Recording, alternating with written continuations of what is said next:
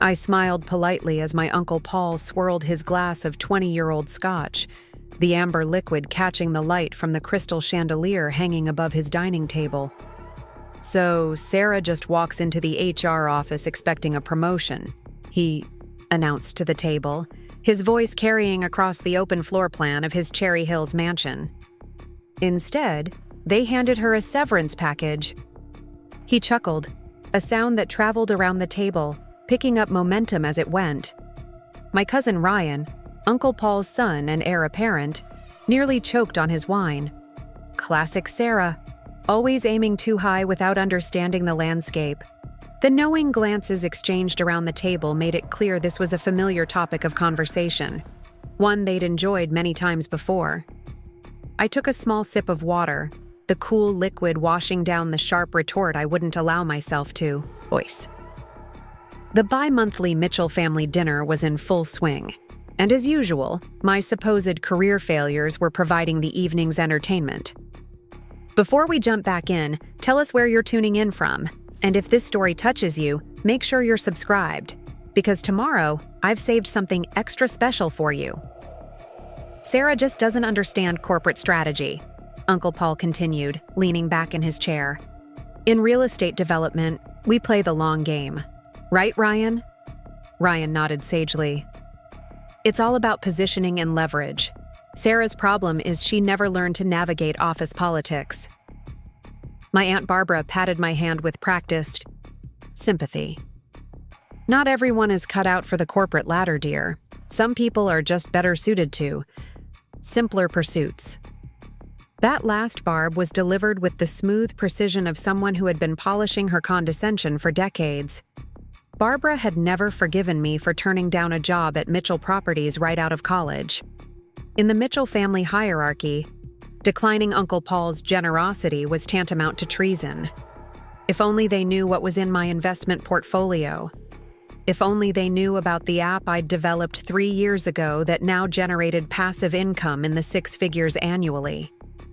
If only they knew about my real estate holdings, carefully purchased through an LLC they knew nothing about, which included the building where Mitchell Properties rented their satellite office.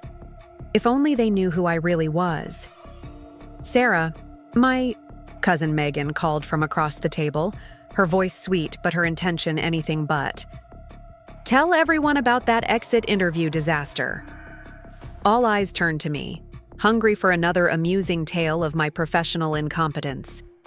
I straightened in my chair, tucking a strand of hair behind my ear, a habit I'd developed when constructing careful half-truths. "Which interview was that?" I asked, my voice carrying just the right amount of embarrassed resignation. "You know," Ryan jumped in, "when you tried to negotiate for freelance work after they let you go." "Ah, that meeting. The one where I'd strategically declined the consulting offer because it would have interfered with my early retirement plans. The one where I'd actually been offered triple my former salary to stay on as an independent contractor but had turned it down. Because freedom was worth more than money when you already had enough." "Oh, that one," I laughed lightly, playing my role. "Not my finest moment." "She goes in thinking she can name her price," Ryan explained to the table with theatrical flair. "Ends up being escorted out by security when she couldn't take the hint that they were done with her." The lie rippled through me, but I maintained my smile. I hadn't been escorted out. I'd been walked to the door by the CEO, who had slipped me his personal number and asked me to reconsider, adding that my work on their marketing automation had been revolutionary. A fact that Ryan, who'd heard the story secondhand from a college friend who worked in the same industry, had conveniently altered. "I'm still learning how these things work," I offered, feeding their narrative. I'd found it was easier to let the Mitchells believe what they wanted to believe. My actual success would only threaten the family hierarchy that placed Uncle Paul and his children at the top of the pyramid. "Some people just don't understand when to accept their limitations," Aunt Barbara sighed, her diamond tennis bracelet catching the light as she reached for her wine glass. "Not everyone is meant for success in business." I took another small sip of water, using the moment to compose myself. You're probably right, I conceded, the words tasting bitter despite the sweet delivery. Uncle Paul nodded, satisfied with my apparent submission. The good news is, family looks after family. We've been talking, and I think we can find something. For you at Mitchell Properties. Something appropriate to your skill level. My cousin Ryan smirked. Maybe the reception desk? Low pressure, friendly environment. Or the social media position, Megan suggested with fake helpfulness. Sarah's always on her phone anyway. I felt Uncle Paul's eyes on me, gauging my reaction. The offer wasn't genuine kindness. It was a power play designed to bring me fully under his influence, to transform me from independent disappointment to grateful subordinate. That's very generous, I replied carefully. I'll definitely consider it. What I was actually considering was how to explain my upcoming move to my renovated mountain property in Evergreen, the one I'd purchased through my investment company last year. The one with the home office where I planned to manage my growing portfolio for a few hours each week when I wasn't traveling or pursuing my actual passions. You should more than consider it, Uncle Paul said firmly. At your age, with your track record, you're not likely to find many other opportunities.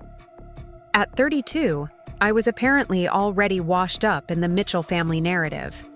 Never mind that I'd quietly amassed enough wealth to never need to work again. Never mind that my failure at traditional employment was entirely by design. Don't worry, cuz, Ryan said with that familiar condescending smile. We'll start you with something really simple. Even you can't mess up ordering coffee and answering phones. The table chuckled, and the conversation mercifully shifted to Megan's upcoming wedding to a hedge fund manager Uncle Paul approved of, primarily because the young man's father was a potential investor in Mitchell Properties' latest development. I half listened, nodding at appropriate intervals while mentally reviewing my actual plans for the coming week. Finalizing the paperwork on my investment company's newest acquisition. Ironically, a commercial property adjacent to Uncle Paul's, showcase development. Meeting with my financial advisor to adjust my portfolio allocation, and interviewing potential managers for my nonprofit foundation. My phone buzzed discreetly with a text from Marcus, my financial advisor. I angled it away from prying eyes as I read, Acquisition approved. We close Tuesday. Current ROI projections exceed initial estimates by 12%. I typed a quick acknowledgement before slipping the phone back into my pocket, my expression revealing nothing as Grandma Evelyn praised Uncle Paul's business acumen for the third time that evening. Later, as the dinner finally wound down, Ryan offered to drive me home. A gesture that would have seemed kind to an outsider, but that I recognized as another opportunity for him to reinforce the family hierarchy. So, he began as we pulled away from Uncle Paul's mansion in his luxury SUV. Are you going to take Dad's offer? Because honestly, Sarah, you're running out of options. I gazed out the window at the upscale neighborhood, calculating how to respond. I'm exploring several possibilities, I said vaguely. Ryan snorted. Like what? Another tech startup that's going to fail? Another marketing job you'll get fired from? When are you going to accept that you're just not cut out for the business world? The irony was so thick I could almost taste it. My investment portfolio had outperformed Mitchell Properties for 3 consecutive years. The app I'd developed had over 2 million active users. My passive income exceeded Ryan's annual salary by a considerable margin. Maybe you're right, I conceded, finding it easier than explaining the truth. Not everyone is meant for the same path. Exactly, Ryan said, seeming relieved that I was finally accepting what he saw as reality. There's no shame in admitting you need help. That's what family is for. Family. The word hung between us, loaded with unspoken conditions and expectations. In the Mitchell world, family meant conformity, hierarchy, and knowing your assigned place. I appreciate the concern, I said, as he pulled up to my modest apartment building, the one I kept as a convenient fiction while renovations on my mountain home were completed. Ryan eyed the building with barely disguised disdain. Jesus, Sarah. This place is getting worse. You really need to take Dad's offer before you end up on the street. If he'd bothered to look more closely, he might have noticed that I'd actually purchased the building through one of my LLCs 6 months ago and was gradually upgrading it while keeping rents affordable for the existing tenants. But Ryan, like most of the Mitchells, only saw what confirmed his existing beliefs. "I'll think about it," I promised as I stepped out of his vehicle. "And Ryan, thank you for the ride." He nodded, already reaching for his phone, dismissing me from his attention, now that his familial duty was complete. Preparing and narrating this story took us a lot of time, so if you are enjoying it, subscribe to our channel. It means a lot to us. Now back to the story. I watched his expensive SUV pull away before turning to enter the building, nodding to the night security guard who, unlike my family, knew exactly who I was, the owner. In my apartment, I finally allowed myself to relax, slipping off the modest outfit I wore to family gatherings and changing into comfortable clothes. I moved to the back bedroom, ostensibly a guest room but actually my home office.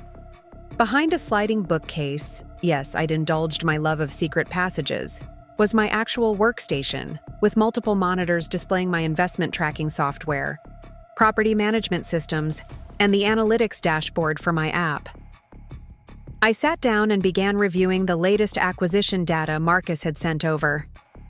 The commercial property near Uncle Paul's development was a strategic purchase. I'd discovered, through my network, that the city was planning to rezone the area, which would significantly increase the property's value. Information that, interestingly, hadn't appeared in any of Uncle Paul's boastful dinner table business discussions. My phone rang. My real phone, not the one the Mitchells called. "How was family dinner?" Olivia asked when I answered. As my tech partner, and one of the few people who knew about my double life, she understood the unique stress these gatherings caused. "The usual," I replied, leaning back in my chair. "Ryan's driving me to work at the reception desk at Mitchell Properties. Apparently, at the advanced age of 32, my career options have dwindled to answering phones or homelessness." Olivia laughed. "If only they knew they were dining with Denver's silent tech angel investor. Did you tell them about the Series A funding we just closed?" "Right after I mentioned buying the building where their satellite office is located," I said, dryly. "Someday you're going to have to tell them," I sighed, considering this familiar suggestion. "Maybe, but not until everything is in place. The mountain house renovations? Almost done. Another 6 weeks, according to the contractor. The foundation paperwork? Jason's finalizing it next week. So what's the timeline now?" I pulled up my project management software, glancing at the carefully constructed schedule I'd developed. 4 months, maybe 5, depending on how the West Side acquisition goes. And then the big reveal? Please tell me I can be there when Ryan finds out his failure cousin is actually his landlord. I smiled at the thought, but shook my head, even though she couldn't see me. No big dramatic reveal. I'm just going to quietly move to Evergreen, start openly running the foundation, and let them figure it out gradually. "That's disappointingly mature of you," Olivia complained good-naturedly. After we hung up, I spent another hour reviewing financial reports before finally shutting down for the night. As I prepared for bed, I thought about the path that had brought me here. The years of working traditional jobs while developing my app on the side. The careful investments. The strategic decision to appear less successful than I was to avoid. Family loan requests and investment opportunities in Uncle Paul's often shaky development projects. In 4 months, I would be officially retired at 32, free to focus on my foundation's work, supporting technology education for underprivileged youth. Free from pretending to need or want the Mitchell family's conditional help. Free to live authentically. I fell asleep with that comforting thought, dreaming of mountain views and the look on Ryan's face when he eventually realized who I really was. Morning arrived with the sharp clarity of a Colorado spring day. I woke to 3 messages on my secure business phone. The first was from Marcus. Final paperwork ready for Westside property. Numbers look excellent. Meeting still on for 10 a.m.? The second was from Jason, my legal advisor. Foundation documents prepared, 501c. 3. Status on track. Board member candidates vetted and ready for review. The third was from the contractor renovating my mountain home. Upgraded solar system installation complete, home automation ahead of schedule. New completion estimate, 4 weeks. I responded to each message before switching to my regular phone, the one my family knew about. Sure enough, there was a text from Uncle Paul. Position open at office starting Monday. Reception admin support. Let Ryan know by noon today if you're accepting. Don't blow this opportunity, Sarah. I set the phone aside without responding and began my morning routine, mentally preparing for my meeting with Marcus to finalize the Westside acquisition, a mixed-use development that would provide both steady income and space for my foundation's first technology learning center. By the time I arrived at the discreet wealth management office where Marcus worked, I had received 3 more texts from Mitchell family members. Ryan asking if I'd come to my senses yet. Aunt Barbara reminding me that I wasn't getting any. Younger, and surprisingly, one from Megan asking if I'd consider handling social media for her wedding, since you're not busy with work now.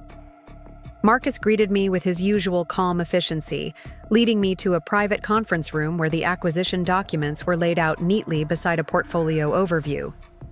You're smiling, he observed as we sat down. Good news? Just family.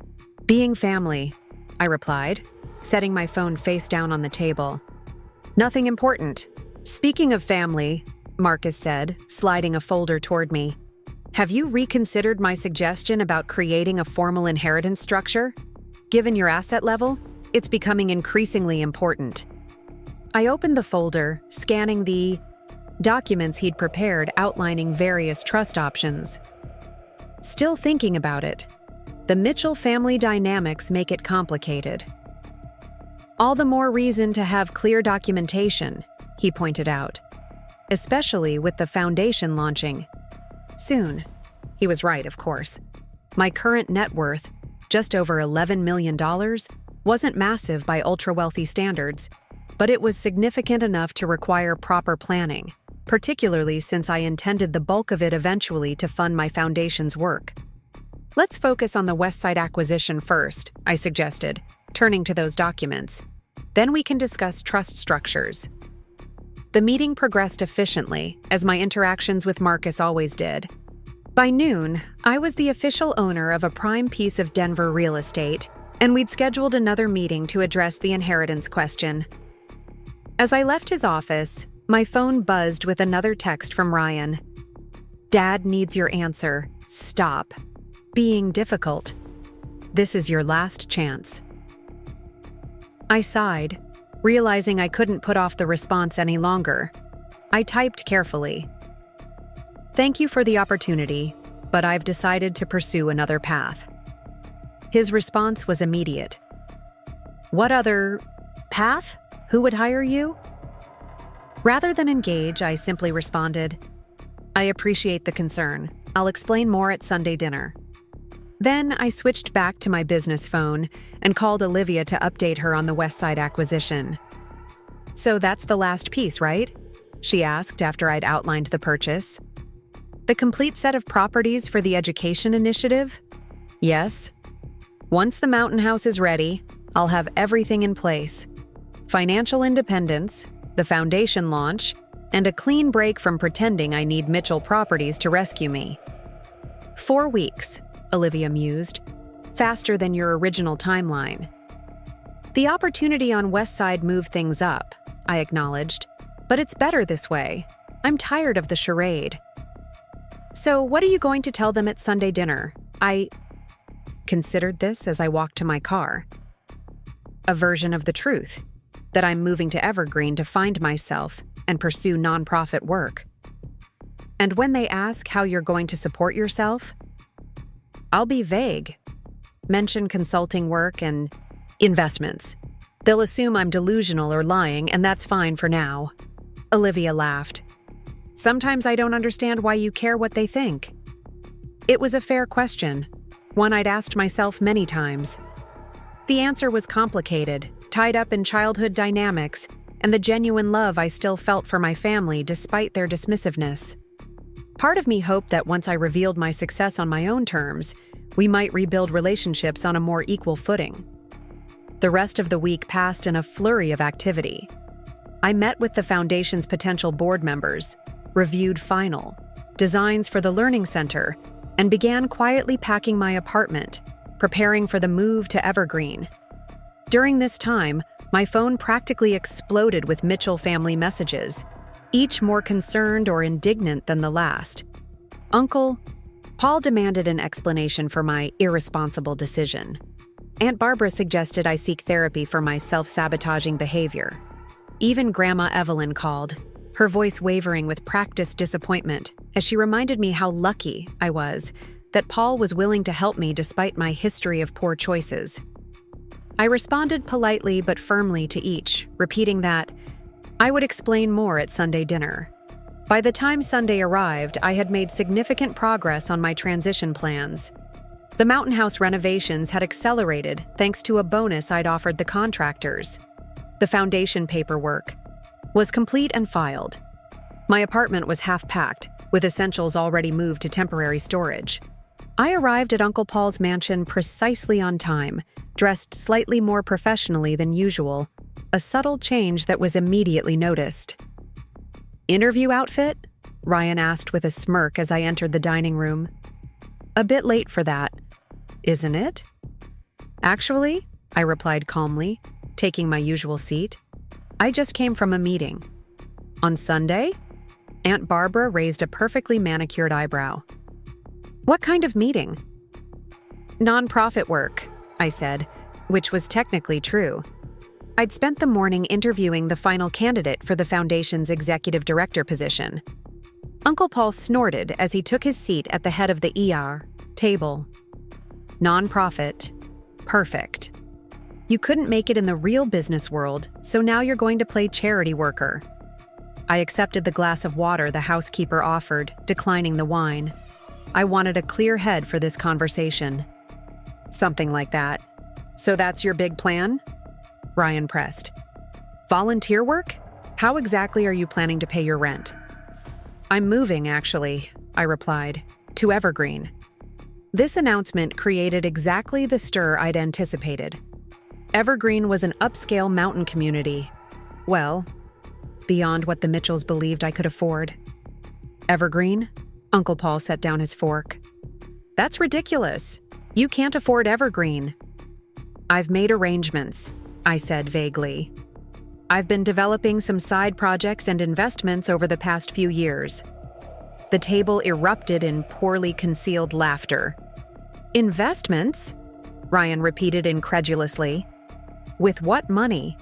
"I've been careful with my resources," I replied, which was perhaps the understatement of the year. Uncle Paul's expression hardened. "This is exactly your problem, Sarah. Magical thinking. Delusions of success instead of accepting reality and taking the practical path." "The practical path being working at your reception desk," I clarified. "A job," he emphasized, "which you desperately need and which I've generously offered despite your lack of qualifications or experience." I took a deep breath, reminding myself of my plan. No dramatic revelations, no burning bridges, just enough information to extract myself from their expectations. "I appreciate the concern," I said carefully, "but I've actually been quite successful with my independent projects. The app I developed 3 years ago has generated significant passive income. My investments have performed well, and the nonprofit work isn't volunteer. I'm founding an educational foundation." The silence that followed was broken by Ryan's snort of disbelief. "An app? You? What app?" I named it, a productivity tool used by millions of people worldwide, and watched as confusion flashed across his face. He'd used it himself. I'd seen it on his phone. "That's not yours," he said, but doubt had crept into his voice. "It is," I replied simply. "Along with several other successful ventures." Uncle Paul shook his head. "If any of this were true, why have you been living in that apartment? Driving that old car?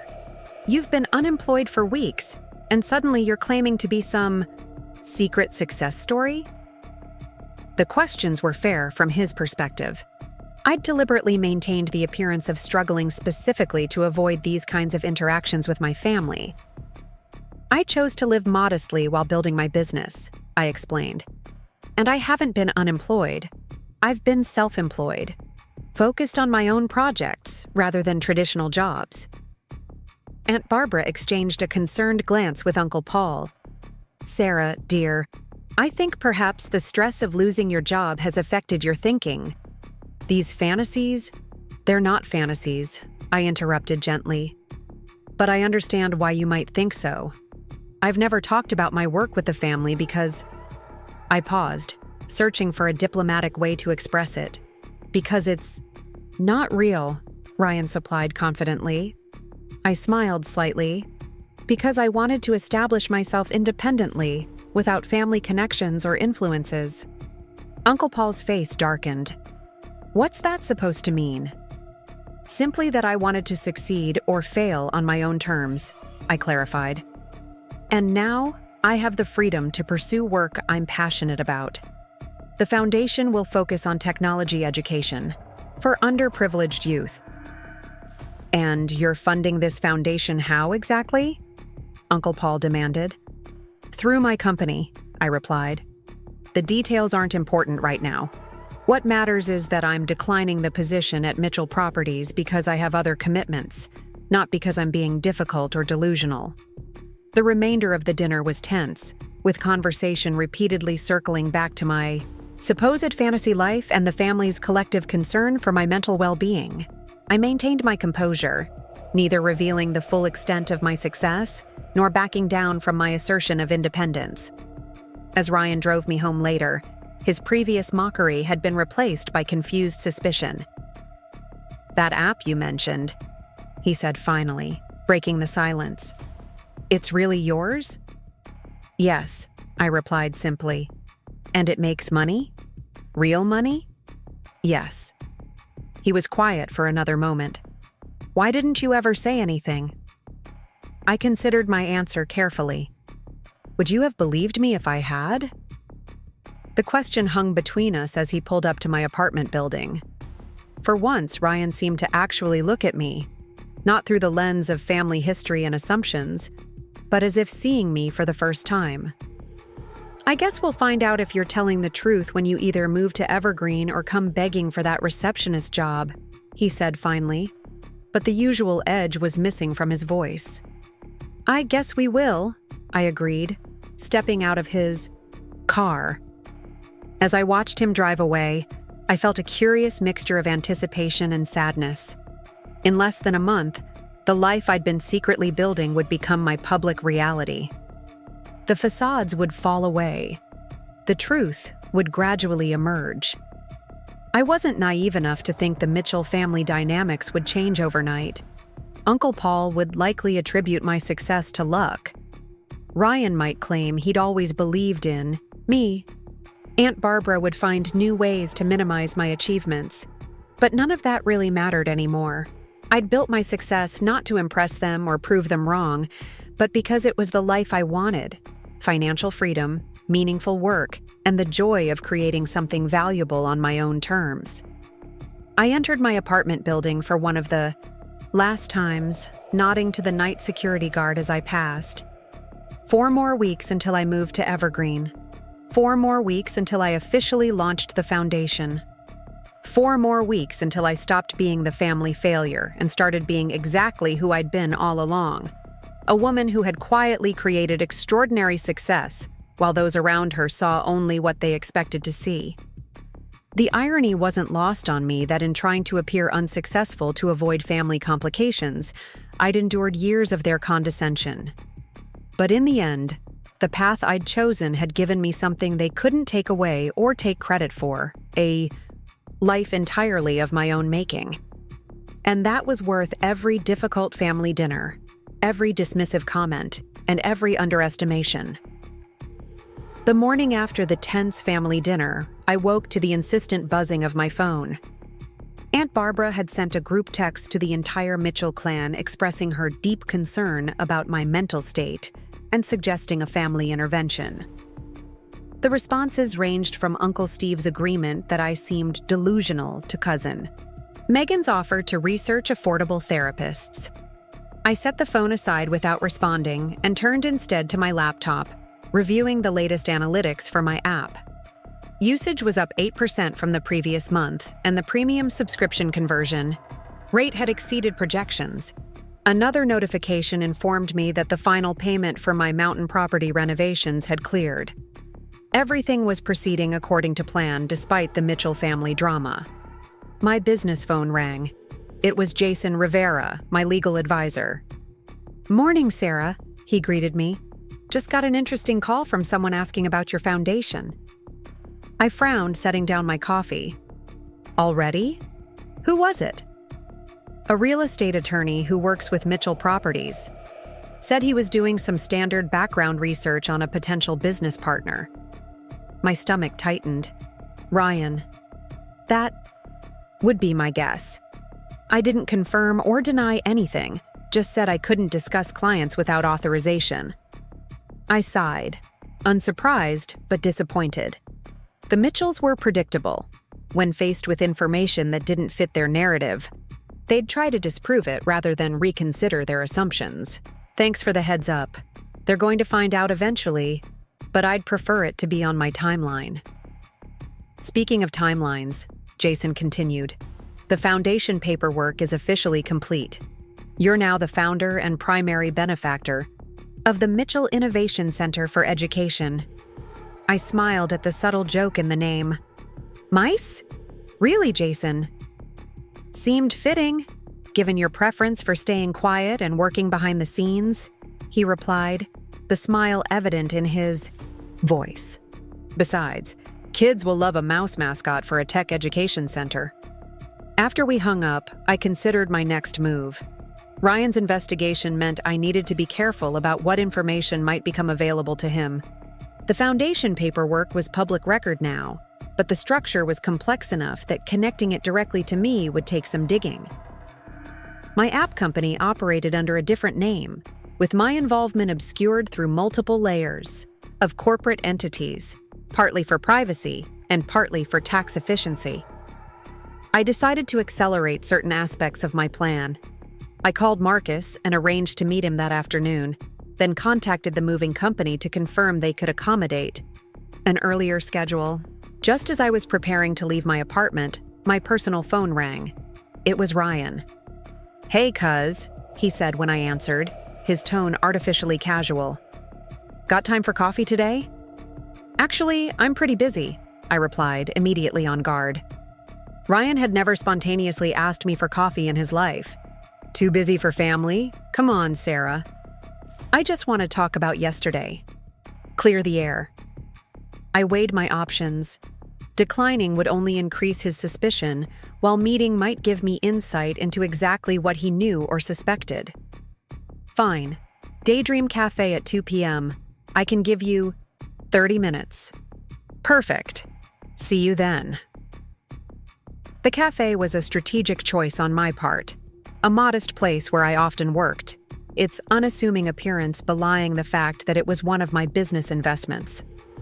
The owner, Maria, had needed capital to expand 3 years ago, and I'd provided it in exchange for a silent partnership. The staff knew me well, but were discreet about my connection to the business. Before meeting Ryan, I had my appointment with Marcus at his office.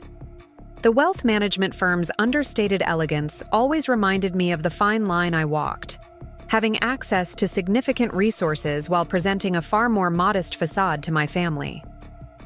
"You're accelerating the timeline," Marcus noted, as we reviewed my portfolio adjustments. "Any particular reason?" "Family curiosity," I explained. Better to move assets now before more questions arise. We spent the next hour reorganizing certain investments and finalizing the trust structure that would eventually govern my estate. By the time we finished, I had officially transferred another substantial portion of my assets into the foundation's endowment. The foundation is now secured with approximately $6 million, Marcus confirmed, plus the properties designated for the education centers. That leaves you with personal assets of about $5 million, most of it in diversified investments. With strong liquidity. Comfortable, but not extravagant by high net worth standards. More than enough, I assured him. I had never been motivated by extreme wealth accumulation, just financial independence and the ability to fund projects I believed in. As I left Marcus's office, I checked my watch. Just enough time to prepare for my meeting with Ryan.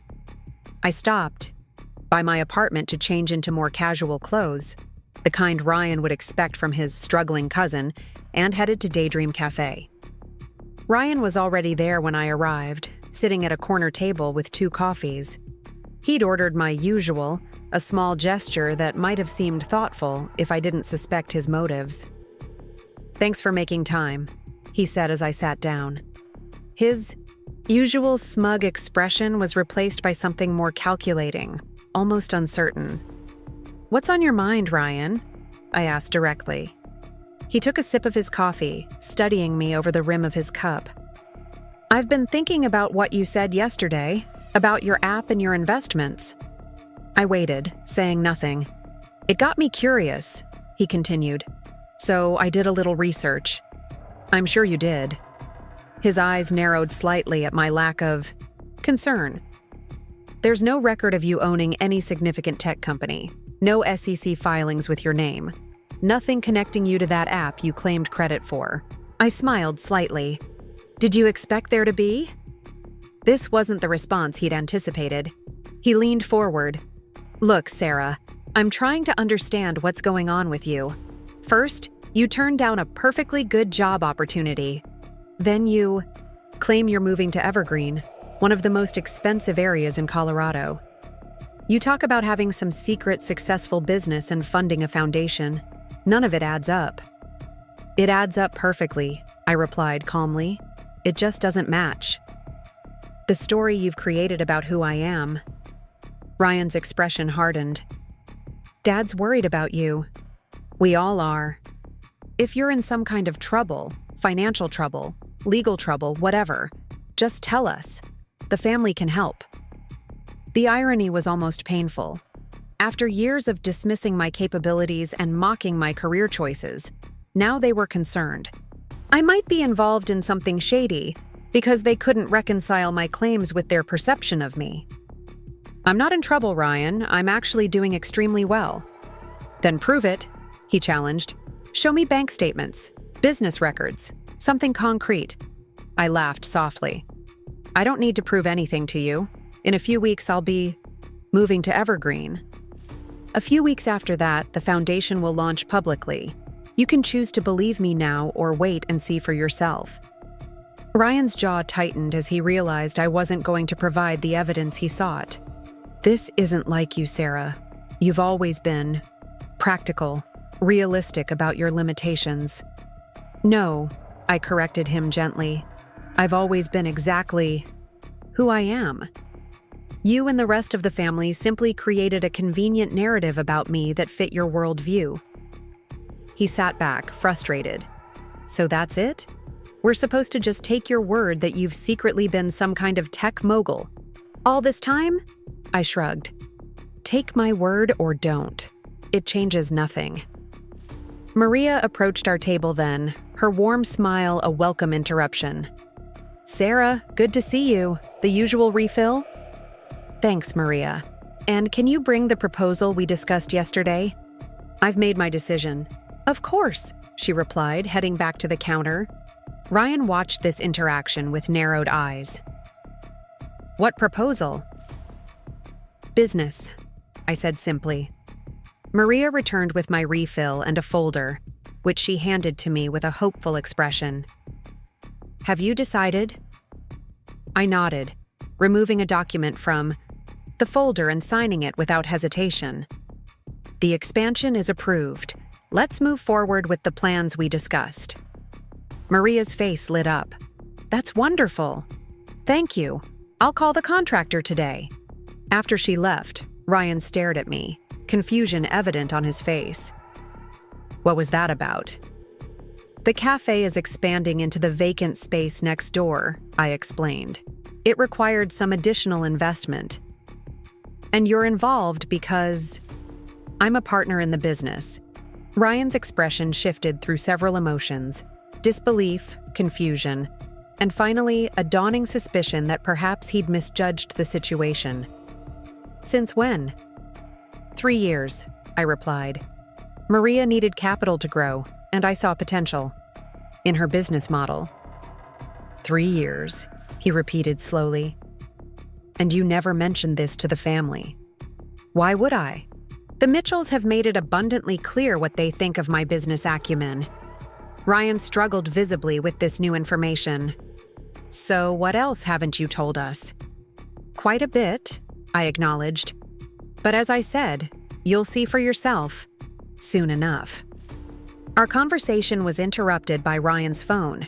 He checked the screen and frowned. It's Dad. I need to take this. I gathered my things. Our 30 minutes are up anyway. Enjoy your coffee, Ryan. As I walked away, I heard him answer the call. Hey, Dad, yeah, I'm with her now. It's complicated. I'll fill you in later. Outside the cafe, I took a deep breath of the crisp spring air. That conversation had gone more or less as expected. Ryan was skeptical, but clearly rattled by the interaction with Maria and my calm confidence. The seeds of doubt had been planted. Now I just needed to stay the course as my plans unfolded. My business phone rang. It was Olivia. Hey, just got an interesting email, she said without preamble. Someone from Mitchell Properties is inquiring about potential partnerships with our app. The email's addressed to the general information address, but they're specifically asking about ownership and investment opportunities. I smiled to myself. Ryan was working quickly. Standard response: we're not currently seeking additional investors, and our ownership structure is private. You got it. How was coffee with Cousin Dearest? Predictable. He's digging, but he won't find much unless I want him to. Well, he might find something now, Olivia warned. There's a reporter from the Denver Business Journal doing a piece on women in tech who's been asking around about the foundation. Apparently, she heard about the Mitchell Innovation Center from someone on the City Planning Commission and is interested in the founder's story. This was an unexpected complication. How did she connect it to me? The paperwork lists you as founder. It's public record now. I considered the implications. Reach out to her. Say I might be available for an interview in conjunction with the official launch next month, but not before. Will do. Oh, and the house inspector called. Final walkthrough is scheduled for tomorrow at 9 a.m. After that, you're clear to move in whenever you want. The news brightened my mood considerably. That's 1 day ahead of schedule. Everything's coming together, Sarah. You ready for this? Was I ready? After years of careful planning and maintaining a false persona with my family, the prospect of finally living authentically was both thrilling and terrifying. Ready as I'll ever be, I replied. The rest of the afternoon passed in a flurry of activity. I confirmed the accelerated moving schedule, met with the foundation's newly hired executive director to review the launch plans, and finalized arrangements for my home office setup at the Evergreen property. By evening, my apartment was half-packed, with neatly labeled boxes stacked in the living room. I was in the midst of sorting through kitchen items when my personal phone rang again. This time, it was Uncle Paul himself. I briefly considered letting it go to voicemail, but decided it was better to deal with him directly. Hello, Uncle Paul. Sarah. His voice held the forced patience of someone dealing with a difficult child. We need to talk about what's going on with you. I'm fine. Thank you for asking, I replied mildly. Ryan tells me you're claiming to be some sort of silent investor in local businesses, that you're funding a foundation, that you have mysterious successful investments no one can find any trace of. That's a fairly accurate summary. He sighed heavily. Sarah, listen to me. I don't know what kind of situation you've gotten yourself into, but making up stories isn't going to solve anything. If you're in some kind of trouble, financial or otherwise, the family can help. But you need to be honest with us. The concern in his voice might have seemed genuine to an outsider, but I recognized the underlying assumption that I was incompetent, possibly unstable, and certainly incapable of the success I claimed. I appreciate your concern, I said, carefully, but I'm not in any trouble, and I'm not making up stories. I've simply chosen to keep certain aspects of my professional life private from the family. Private, he repeated skeptically. And why would you do that, unless there was something questionable about these supposed businesses? Nothing questionable, I assured him. I simply preferred to succeed or fail on my own merits, without family involvement. Without family, he broke off, and I could practically hear him counting to 10. Sarah, the Mitchell name opens. Doors. Connections matter in business. If you had some viable concept, why wouldn't you bring it to me first? I could have provided guidance, investment, contacts, and taken control, I finished for him. Shaped it to fit your vision rather than mine. Made it a Mitchell Properties subsidiary instead of my own independent venture. The silence that followed confirmed I'd hit the mark. That's not, he began, then changed tactics. Look, I've been in business for 30 years. Ryan's been working with me since he graduated. We know this world. We've built something real and substantial. If you had a genuine opportunity, why wouldn't you want our expertise? It was a reasonable question from his perspective. In the Mitchell family hierarchy, Uncle Paul was the business patriarch, the ultimate authority on all financial and professional matters. The idea that I might have succeeding specifically by avoiding his expertise was incomprehensible to him. Uncle Paul, I said gently, I respect what you've built with Mitchell Properties, but I wanted to create something of my own, in my own way. And I have. This foundation, what did Ryan call it? The Mitchell Innovation Center? Is that your way of using the family name after all? His tone had shifted from concerned to accusatory. I smiled at the irony. The name was my lawyer's idea of a joke, actually. MICE, Mitchell Innovation Center for Education, because I've been quietly building something while flying under the radar. A joke, he repeated flatly. You're using our family name for a joke. The foundation will provide technology education and resources to underserved communities, I explained, ignoring his fixation on the name. The first center opens in 3 months in the Westside development. That caught his attention. Westside? That property was just acquired by some investment group last week. Mitchell Properties had been looking at it for months. I know, I replied simply.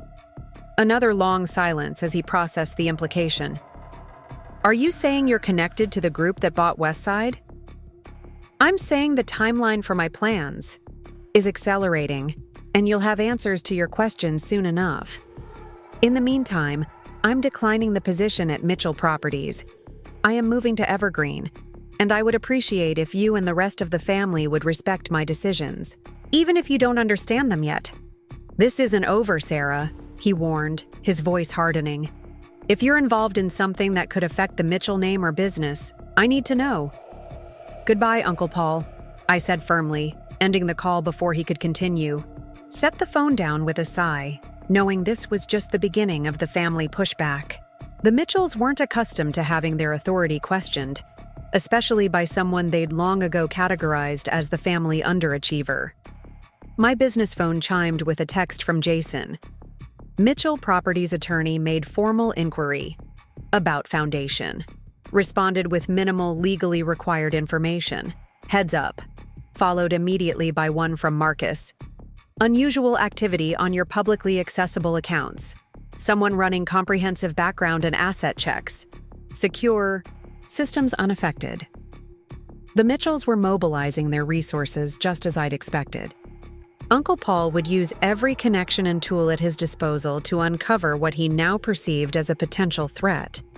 Not just to the family narrative about me, but possibly to his business interests if I was indeed the mystery buyer who'd acquired a property he'd been eyeing.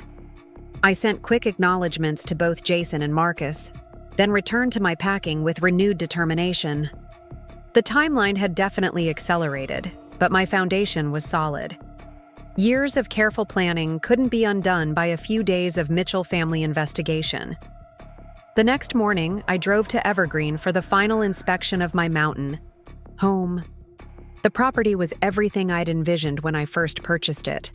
5 acres of wooded land with breathtaking views of the mountains, a modernized rustic main house, and a separate guest cabin that would serve as my home office. The inspector walked me through the completed renovations, pointing out the upgraded electrical system that would support my technology needs, the expanded solar array that would provide most of my power, and the state-of-the-art home automation features I'd specified. "Everything looks excellent," he concluded as we finished the walkthrough. "The contractors did quality work. You're all clear to move in whenever you're ready." "Thank you," I replied, already mentally arranging my furniture in the bright, open living room. "I'll be moving in this weekend." After the inspector left, I stood on the wide deck overlooking the valley, feeling a profound sense of rightness. This was my home, purchased with my money, designed to my specifications, free from Mitchell family influence or judgment. For the first time in years, I allowed myself to truly contemplate what it would mean to stop hiding my success. No more downplaying my achievements at family gatherings. No more nodding and smiling through condescending career advice. No more pretending to consider jobs that were far beneath my capabilities and interests. Just freedom to be fully and authentically myself. My phone rang, interrupting my moment of contemplation. It was Olivia. "Bad news," she said when I answered. "That reporter from the Business Journal, she's connected some dots. She found an archived interview I did 2 years ago where I mentioned working with a partner named Sarah on our app. She's asking if you're the same Sarah who founded the Mitchell Innovation Center." I frowned, considering the implications. "What did you tell her?" "That I'd need to check before commenting. But Sarah, she seems to have sources at the city planning's office. She knows about the West Side property purchase and is asking if there's a connection to the foundation." This was moving faster than I'd anticipated. "Tell her I'll give her an exclusive interview next week. Full access, all questions answered, but only if she holds the story until after our official announcement." "You sure? That's accelerating things by several weeks." I looked out at the mountains, their solid presence reassuring. "I'm sure, it's time." After we hung up, I walked through the house again. This time not checking for completed renovations, but simply experiencing the space that would soon be my everyday reality. The living room with its wall of windows facing the mountains. The kitchen with its top-of-the-line appliances and spacious island. The master bedroom suite with its private deck and luxurious bathroom. This was no longer a future plan or a secret project. This was my life, mere days away from becoming my new normal. My business phone chimed with a text from the moving company, confirming they could handle the accelerated schedule. I would be fully moved in by Sunday evening, just 3 days from now. I was about to head back to Denver when my personal phone rang. It was Megan, which surprised me. Of all the Mitchell cousins, she was the one I had the least contentious relationship with, but we weren't close. "Sarah?" she said when I answered. Her voice hushed as if she was trying not to be overheard. "Where are you? Can you talk?" "I'm in Evergreen. What's going on?" "Dad and Ryan are on the warpath," she said, her words tumbling out quickly. They've hired some kind of investigator to look into your business dealings. Ryan's been on the phone all morning with his lawyer friends trying to get information about your foundation. This was unexpected. Not the investigation which I'd anticipated, but Megan's warning. Why are you telling me this? There was a pause. Because it's wrong, she finally said. The way they're talking about you, like you must be doing something illegal because there's no way you could be successful on your own. It's wrong. And it made me realize they talk about me the same way when I'm not around. The admission hung in the air between us. In the Mitchell family dynamic, Megan had always been the decorative one, praised for her appearance and social connections, but rarely taken seriously. While she'd never been subjected to the same level of condescension as me, she'd been relegated to her own limiting category in the family hierarchy. Thank you for the warning, I said sincerely. But I have nothing to hide. Let them investigate. Are you really moving to Evergreen? She asked, curiosity evident in her voice. Yes, this weekend actually. I'm standing in my new house right now. And the foundation? That's real too? Very real. The first education center opens in 3 months. Another pause. I don't understand, Sarah. If all of this is true, why have you been letting the family talk down to you for years? Why didn't you ever say anything? It was a fair question, one I'd asked myself many times. At first, it was simpler to keep my professional life separate from the family.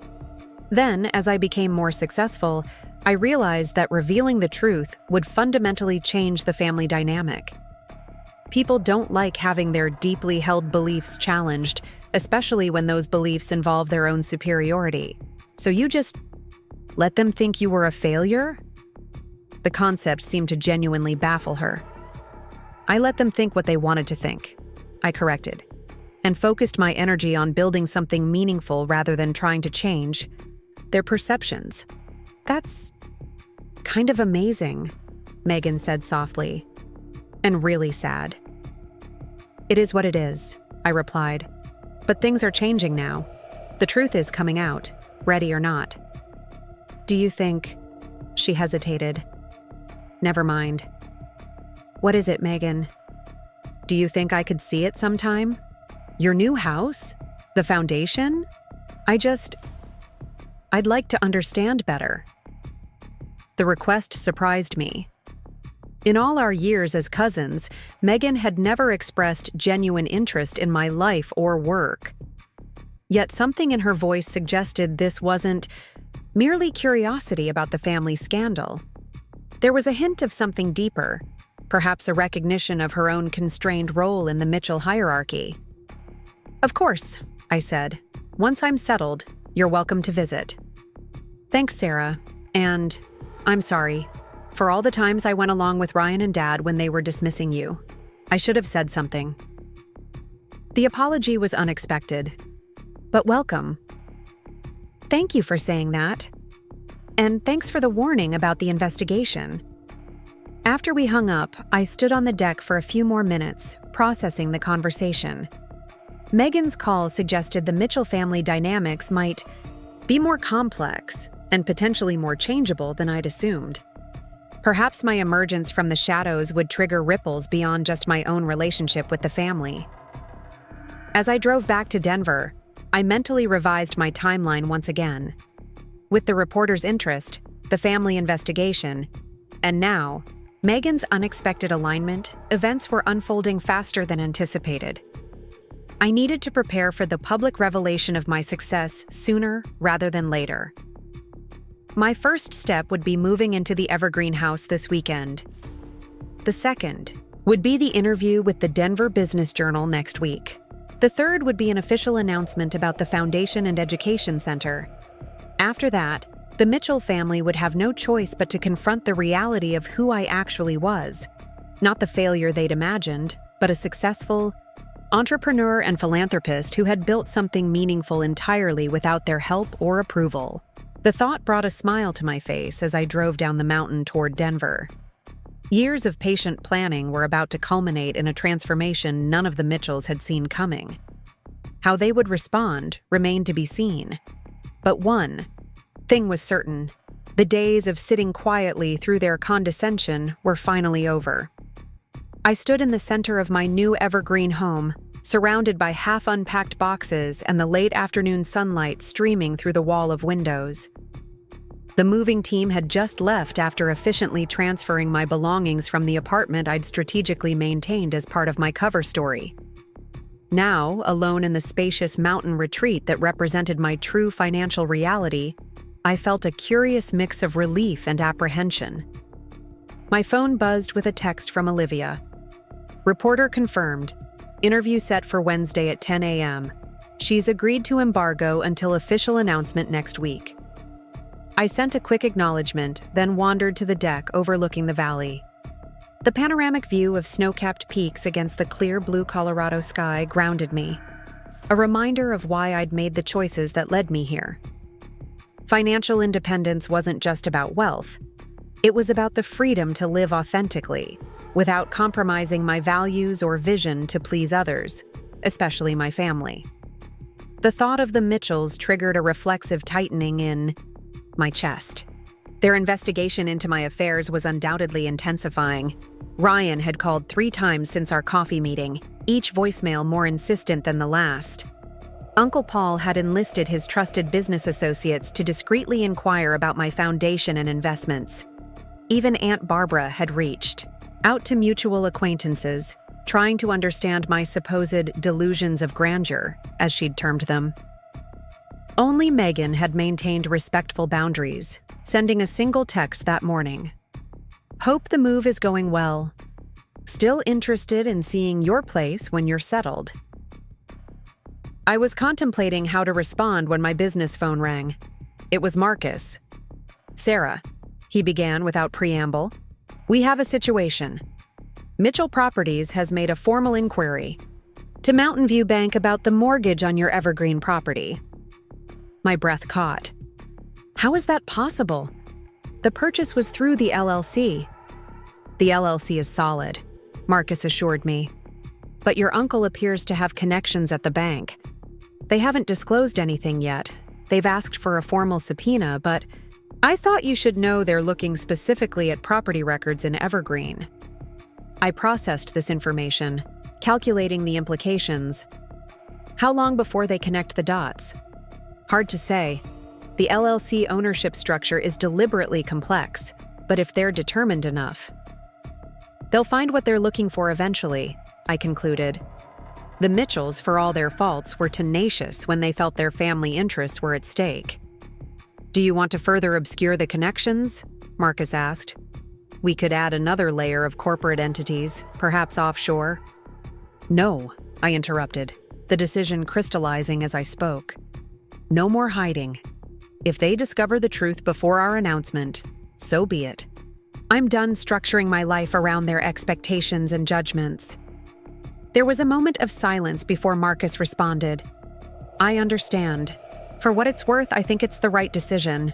Living authentically is its own form of wealth. After we hung up, I returned to unpacking, the methodical process of arranging my belongings in their new home, providing a welcome counterpoint to the uncertainty surrounding my family situation. By evening, I'd established a functional kitchen, bedroom, and makeshift office in the guest cabin. I was preparing a simple dinner when my personal phone rang with Uncle Paul's number. Against my better judgment, I answered. Uncle Paul, I greeted neutrally, bracing for whatever confrontation was coming. Sarah. His voice held an uncharacteristic hesitation. I'm parked outside your apartment building. The manager says you moved out today. I hadn't expected them to discover my relocation quite so quickly. Yes, I did. So it's true? You're actually in Evergreen now? Yes. A long pause followed. I could almost hear him recalibrating, adjusting his assumptions to accommodate this concrete evidence that at least part of my story was genuine. I see, he finally said. And this investment of yours that supposedly funded this move, it's Not supposedly, Uncle Paul, I interrupted, my patience wearing thin. I have been successfully running my own business ventures for years. The fact that you and the rest of the family chose not to see or believe that doesn't change the reality. Then why all the secrecy? He demanded, frustration breaking through his carefully controlled tone. Why let the family think you were struggling if you were actually successful? It doesn't make sense, Sarah. It was a fair question, one I'd asked myself many times over the years. When I first started building my business, I explained, choosing my words carefully, I kept it separate from the family because I wanted to succeed or fail on my own merits, not as an extension of Mitchell Properties. As time passed and I became more successful, I realized that revealing the truth would fundamentally change my relationship with the family, especially with you and Ryan. What's that supposed to mean? His voice had that dangerous edge I recognized from business negotiations gone sour. It means that the family dynamic depends on certain roles remaining fixed. Your role as the successful patriarch. Ryan's role as the heir apparent. My role as the well-meaning but ultimately incapable cousin who needs guidance and support. I paused, letting the words sink in. What happens to that dynamic when it turns out I've built something significant entirely, without your help or approval? The silence that followed confirmed I'd hit the mark. Uncle Paul had built his identity around being the family's business oracle, the one whose judgment and guidance were essential to success. My independent achievements challenged that narrative at its foundation. Where in Evergreen are you? He finally asked, changing tactics. That's not important right now. It is to me. Your family, Sarah, regardless of whatever this situation is. I want to see this place for myself, understand what's really going on with you. I considered the request. Part of me wanted to maintain the boundary, to reveal the truth on my terms according to my timeline. But another part recognized that the Mitchell family storm was brewing whether I was ready or not. Perhaps controlling the terms of the first encounter would be strategic. Fine, I decided. Tomorrow evening, I'll text you the address. After we hung up, I sent a series of messages to my team. Marcus needed to prepare a simplified overview of my finances, nothing too detailed, but enough to establish the legitimacy of my success. Jason should be ready with foundation documentation.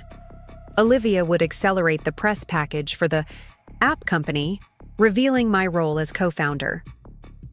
If Uncle Paul wanted truth, he would get it, but on my terms, carefully curated to protect my most important assets while establishing my credibility beyond question. I slept fitfully that night. My dreams filled with confrontations and reconciliations with the Mitchell clan in various permutations. I woke early, the mountain sunrise painting my bedroom in soft gold light that belied my inner turmoil. My first task was to finish setting up my home office in the guest cabin. The space was ideal for my needs, separate from the main house, yet connected by a covered walkway with its own small deck overlooking the valley.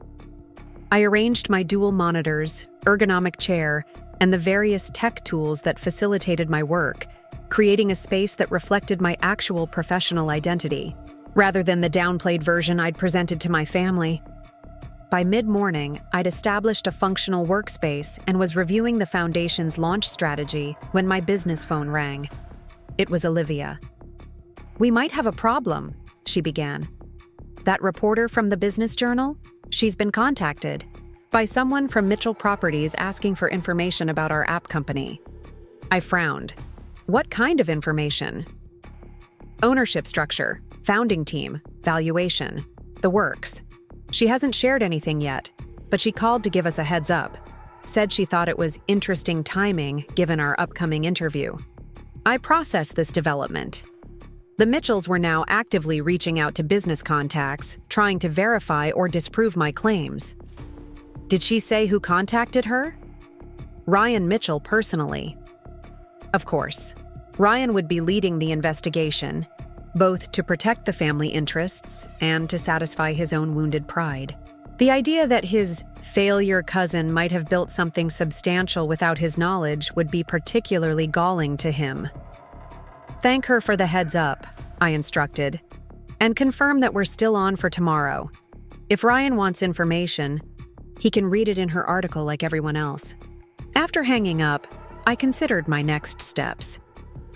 Uncle Paul's visit that evening would be challenging enough.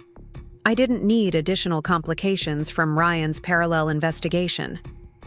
I decided to address the situation directly. I picked up my personal phone and called Ryan. "Sarah," he answered on the second ring, his tone carefully neutral. "Didn't expect to hear from you. I understand you've been calling the Denver Business Journal asking about my company." A pause. "Been busy, haven't you? Setting up an interview? Moving to Evergreen, running your mysterious businesses? Almost like you're trying to create evidence to support your claims." The condescension in his voice was familiar and oddly comforting. It meant he still hadn't fully accepted the possibility that I was exactly what I claimed to be. "Ryan," I said evenly, "your father is coming to my home this evening to see for himself what I've built. You're welcome to join him if you'd like. But these behind-the-scenes investigations are unnecessary and, frankly, beneath you." "Beneath me?" He gave a short, incredulous laugh. "You're the one who's been playing some kind of bizarre long game, pretending to be a failure while supposedly building this secret empire. If anyone's behavior is beneath them, it's yours." "I never pretended to be a failure," I corrected him. "I simply allowed you and the family to believe what you wanted to believe. There's a difference." "A semantic one at best," he retorted. "Why would anyone deliberately allow their family to underestimate them unless they were hiding something questionable?" It was the same logic Uncle Paul had used, the Mitchell family assumption that success, real success, was something to be displayed and leveraged, particularly within the family hierarchy. The concept of choosing privacy and independence over status and recognition was foreign to their worldview. "Not everyone measures success by the same metrics you do," I said finally. "Some of us value autonomy and authentic achievement over family approval and status." "That's convenient," Ryan scoffed. "And it still doesn't explain why you'd sit through years of family dinners letting us believe you were struggling when you weren't." "Are you coming with your father tonight or not?" I asked, choosing not to engage with his underlying question. There would be time enough for those deeper conversations later, if the Mitchells were capable of the self-reflection required to understand my choices. There was a pause before Ryan answered. "What time?" 7:30. "I'll text you both the address." After hanging up, I spent the afternoon preparing for the evening's confrontation. I arranged for dinner to be catered by an upscale local restaurant. Nothing ostentatious, but certainly reflective of my actual financial situation. I organized the key documents I was willing to share, presenting a carefully calibrated picture of my success without revealing everything. By 7:15, my home was ready for inspection. The main living spaces were fully unpacked and arranged, showcasing both the property's natural beauty and my own taste for understated quality. In the kitchen, dinner waited in warming drawers. In the living room, a fire crackled in the massive stone fireplace, casting a warm glow over the comfortable seating area where I'd placed the foundation and business portfolios for review. At precisely 7:30, headlights swept up my long driveway. I watched through the windows as two vehicles parked in front, Uncle Paul's luxury SUV and Ryan's sports car. They'd come separately, an interesting choice that suggested they might not be entirely aligned in their approach to this encounter. I opened the door before they could knock, standing confidently in the entrance to my mountain retreat. "Welcome," I said simply, stepping aside to let them enter. The expressions on their faces as they took in the soaring ceilings, wall of windows showcasing the mountain view, and obvious quality of the home were almost comical. A mixture of shock, confusion, and the beginning stages of being forced to reconsider deeply held beliefs. This is yours? Uncle Paul asked, his voice uncharacteristically uncertain. Yes, I confirmed. Purchased last year. Renovations completed last week.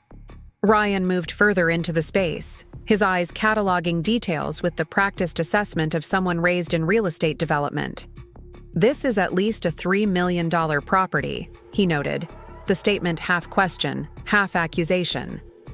The purchase price was 2.8, I corrected, plus about $400,000 in renovations. Would you like a tour before dinner? Uncle Paul nodded mutely, and I led them through the house, watching as they silently recalibrated their understanding of who I was with each new revelation: the state-of-the-art kitchen, the luxurious master suite, the home gym, and finally, the separate guest cabin converted to my home office. This is where I manage my various business interests, I explained as we entered the technology-filled space, and where I'll oversee the foundation's operations until the official headquarters is completed. The Mitchell Innovation Center, Uncle Paul said, the name clearly still rankling him. Mice, I confirmed with a small smile. My lawyer's idea of a joke, but it's grown on me. Ryan had moved to the window, staring out at the valley view. How? He asked simply, turning to face me. How did you do all this without anyone knowing? Without us knowing? The question seemed genuine, stripped of its usual condescension. For perhaps the first time in our adult relationship, Ryan was looking at me not as the family failure, but as someone who had accomplished something he hadn't anticipated or understood. I worked hard, I replied. I developed an app that filled a market need. I invested the proceeds wisely. I built strategic partnerships. I did exactly what successful entrepreneurs do. I just did it without leveraging the Mitchell name or connections. But why? Uncle Paul interjected, his bewilderment evident. Why the secrecy? Why let the family think you were struggling when you clearly weren't? It was the same question they'd both asked before, but now, standing in the physical evidence of my success, it carried a different weight. Let's discuss it over dinner, I suggested, leading them back to the main house. Over the catered meal of locally sourced Colorado cuisine, I provided a simplified version of my journey: how I'd developed the app while working traditional jobs, the early investments that had grown my wealth, the strategic decision to maintain a low profile while building my business independently. But the family dynamic piece, Uncle Paul pressed, returning to his central confusion. I don't understand why you'd subject yourself to years of, well, frankly, condescension when you could have simply told us the truth. I considered how to explain my choices in terms they might understand. When I first started building my business, it was genuinely small and uncertain. I didn't want to claim success prematurely, especially knowing the high standards the Mitchell family applies to business ventures. Both men nodded at this, accepting the logic. The Mitchell reputation for business excellence was a point of family pride.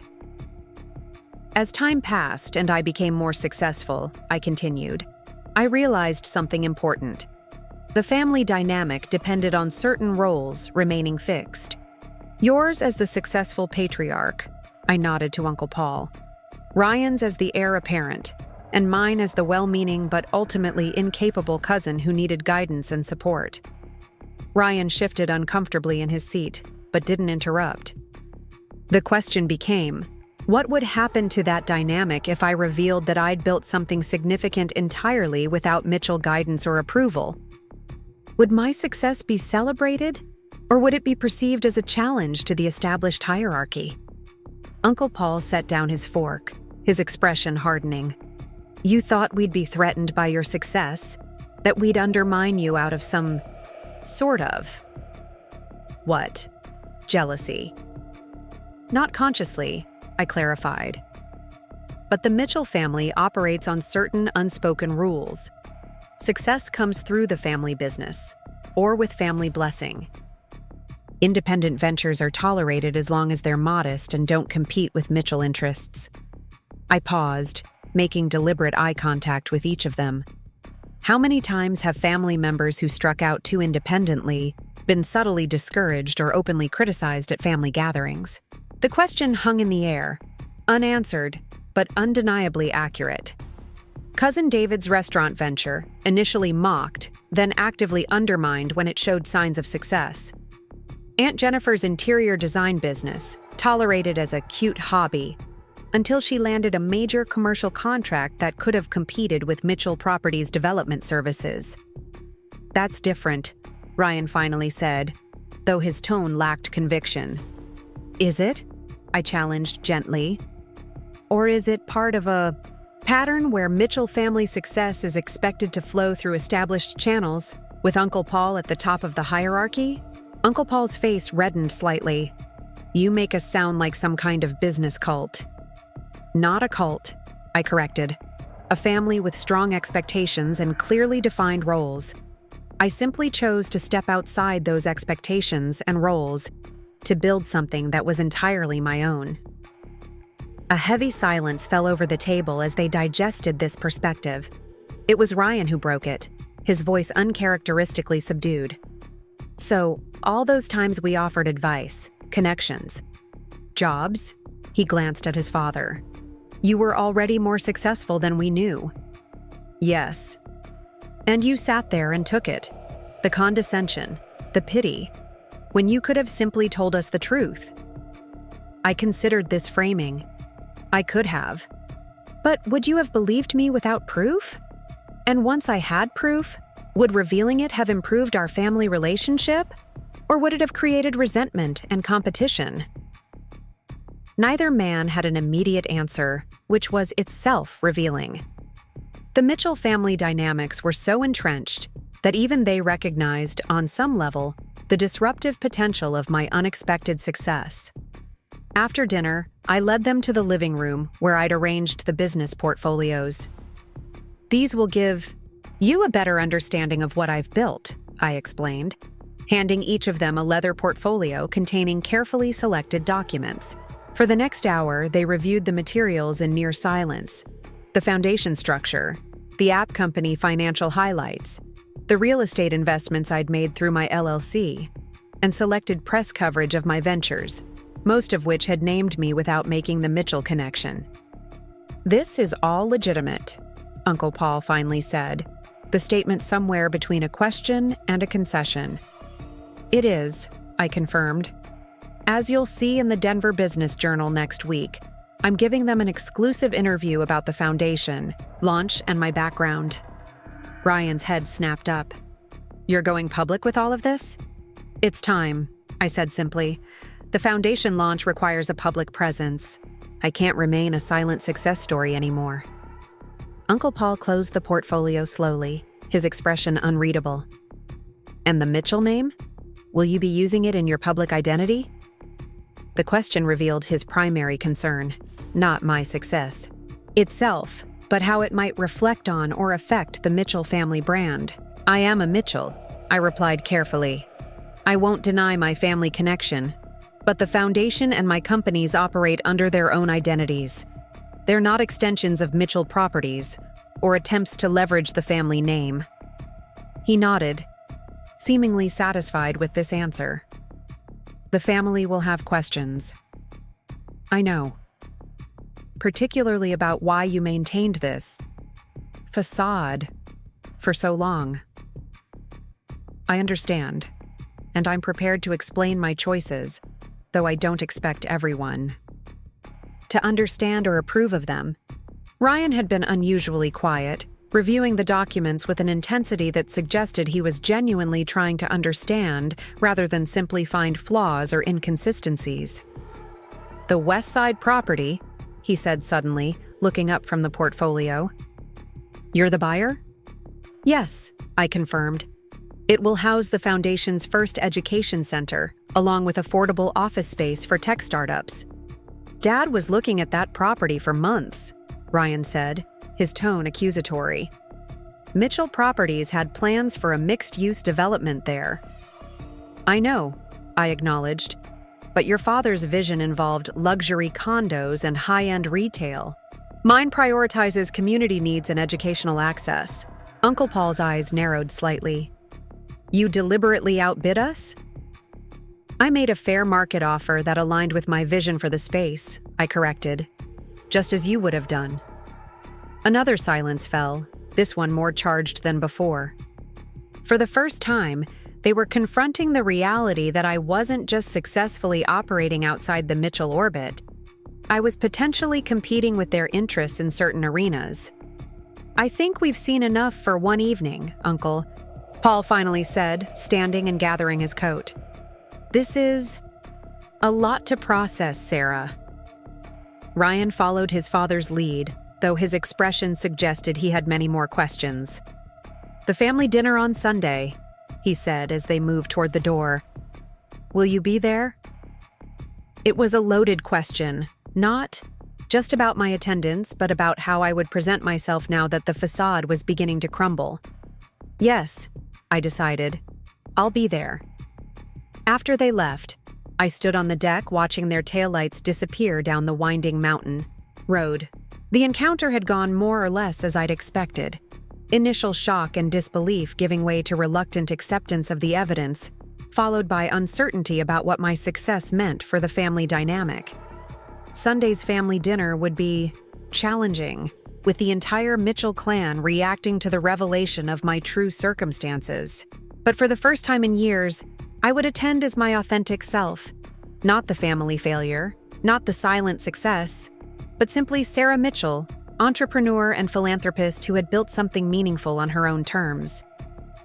My phone buzzed with a text from Olivia. How did it go?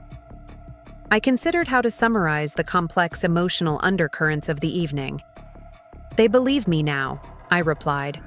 Processing stage begins. Her response came quickly. Family dinner Sunday should be interesting. Want backup? I smiled at the offer. Olivia had witnessed years of Mitchell family dynamics from the sidelines, hearing my reports after each gathering. She understood better than most the significance of this turning point. I'll handle it, I texted back, but thanks.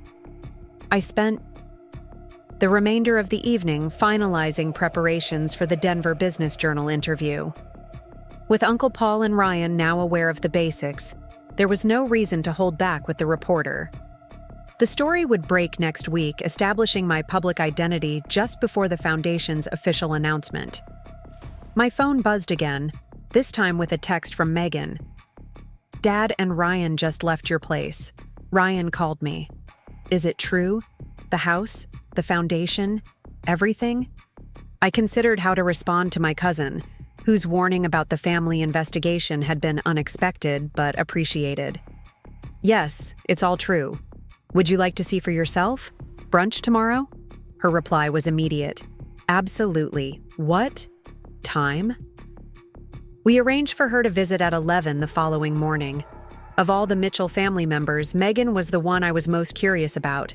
Would she react with jealousy, disbelief, or perhaps a genuine openness to reconstructing our relationship on more authentic terms?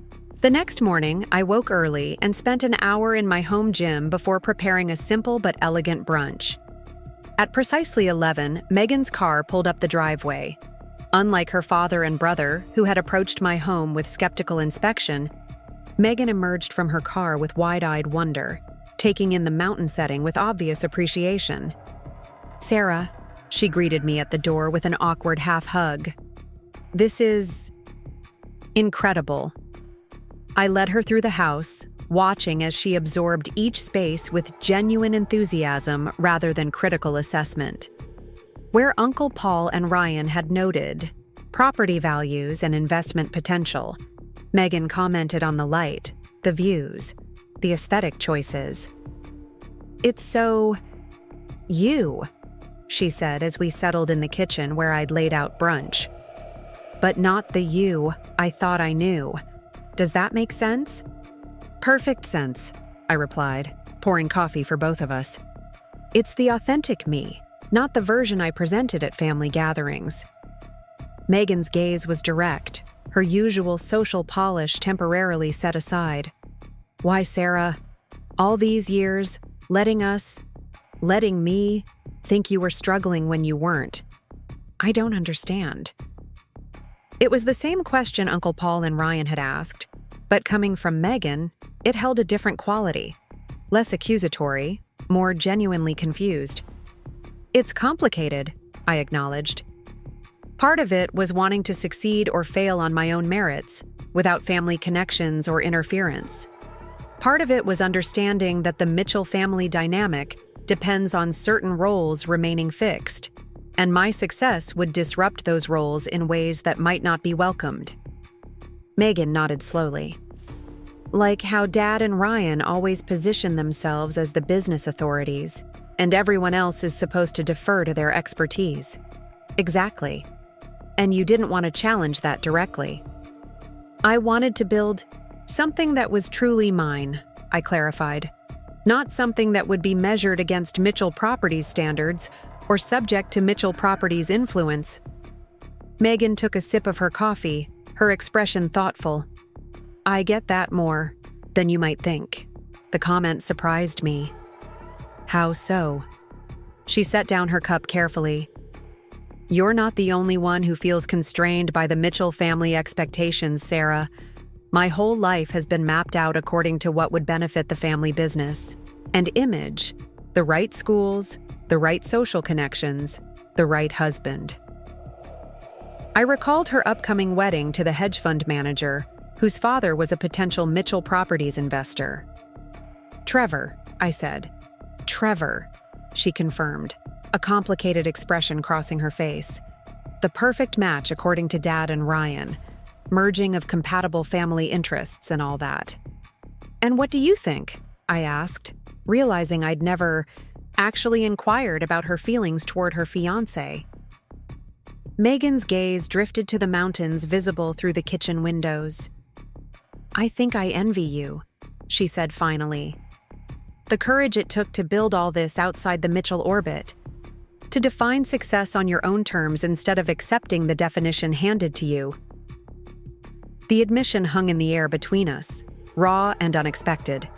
For the first time, I saw clearly that the Mitchell family dynamics had constrained Megan just as they had me, perhaps even more so, given her position as the daughter of the patriarch rather than the niece.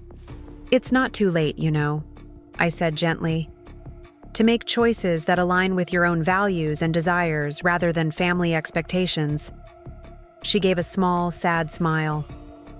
"Easy for you to say from your self-made mountain retreat. You've created options for yourself, independence." "Yes," I acknowledged. "But it started with a decision to build something meaningful on my own terms, regardless of family approval or expectations." Megan studied me with new interest. "And now? Now that the family knows the truth? Now I continue on my path," I replied simply. "The foundation launches next month. The education center opens 3 months after that. My life and work continue, just without the need for secrecy or downplaying my achievements." "And Sunday's family dinner?" she asked with a knowing look. I smiled slightly. "That will certainly be interesting." After brunch, I gave Megan a tour of the guest cabin office, explaining more about the Foundation's mission and my vision for the education centers. Unlike her father and brother, who had viewed my success primarily through the lens of business metrics and family implications, Megan seemed genuinely interested in the work itself. "I could help, you know," she said as we stood on the cabin's small deck. "With the Foundation. I have a background in education before Dad convinced me to switch to business. And I know how to navigate the social networks that could support your mission." The offer surprised me. "Are you serious?" "Very," she replied, her expression more determined than I'd ever seen it. "Maybe it's time for more than one Mitchell to redefine success on their own terms." As Megan drove away later that afternoon, I found myself contemplating a possibility I hadn't considered before. That my emergence from the shadows might catalyze changes beyond just my own relationship with the family. Perhaps Megan, and possibly others in the Mitchell orbit, had been waiting for someone to challenge the established hierarchy. to demonstrate that success could take forms other than those prescribed by Uncle Paul's narrow vision. Sunday's family dinner loomed on the horizon, promising a complex renegotiation of long-established dynamics. But for the first time, I would attend not as the family failure quietly enduring condescension, but as a successful entrepreneur and philanthropist comfortable in her own achievements. The Mitchell family would need to adapt to this new reality, or not. Either way, I would continue building my life and legacy on my own terms, free from the need for their approval or understanding. My phone buzzed with a text from Olivia. Reporter preparation materials complete. Everything set for Wednesday's interview. Ready for this? I looked out at the mountains, solid and enduring against the clear blue sky. More than ready, I replied. It's time. The morning of my interview with the Denver Business Journal dawned with crisp mountain clarity. I stood on my deck, coffee in hand, watching as golden light spilled across the valley below. In just a few hours, I would officially begin the transition from silent success to public entrepreneur. After years of careful privacy, the prospect was both liberating and slightly terrifying. My business phone chimed with a message from Jason. Final foundation paperwork approved. Education center construction permit secured. All systems go. I smiled at the straightforward good news. Whatever happened with my family and public revelation, the foundation's work would proceed. Education Center would open as planned, providing technology access and training to underserved communities. That core mission remained unchanged regardless of Mitchell family drama. I was reviewing my notes for the interview when my personal phone rang. It was Grandma Evelyn, the Mitchell family matriarch and Uncle Paul's mother. My stomach tightened. She rarely called me directly, preferring to communicate through Uncle Paul or Aunt Barbara. Grandma Evelyn, I answered cautiously. This is a surprise. Sarah. Her voice carried its usual crisp authority, despite her 78 years. I understand there have been some developments in your situation. Of course, Uncle Paul had briefed her after his visit to my home. The Mitchell Information Network was nothing if not efficient. Yes, I confirmed simply, curious how she would approach this disruption to the family narrative. Paul tells me you've purchased quite a substantial property in Evergreen, she continued, and that you're claiming to have built some sort of technology business without family knowledge or assistance. The skepticism in her voice was subtle, but unmistakable. Of all the Mitchells, Grandma Evelyn was perhaps the most deeply invested in the family mythology, the carefully maintained story of Mitchell business acumen, social standing, and dynastic success. Not claiming, Grandma. I have built several successful ventures over the past few years. The foundation launches officially next month. There was a moment of silence before she spoke again. I see. And you felt it necessary to keep these activities secret from the family because... It was the same question the others had asked, but coming from Grandma Evelyn, it carried additional weight. She had been the one who established many of the unspoken rules that governed Mitchell family dynamics. The emphasis on presenting a unified public front, the expectation that business ventures would be conducted under the family umbrella, the careful maintenance of appropriate roles and hierarchies. I wanted to succeed or fail on my own merits, I explained carefully, without family connections or interference. Interference, she repeated, the word sharp with disapproval. Is that how you view family support and guidance? As interference? Not inherently, I clarified. But the Mitchell family has very specific ideas about what constitutes acceptable business ventures and approaches. I chose a different path. Another silence, longer this time. When Grandma Evelyn spoke again, her tone had shifted subtly. You'll be at Sunday's dinner, I presume? Yes. Good. The family will expect a full explanation of your independent activities. Paul has informed everyone that you have some announcements to share. I suppressed a sigh. Of course, Uncle Paul had turned this into a formal family event, complete with expectations for me to justify my choices to the assembled Mitchell clan. "I'll be there," I promised. "But Grandma, I want to be clear. I'm not seeking the family's approval or blessing for what I've built. I'm simply sharing information that will soon become public knowledge."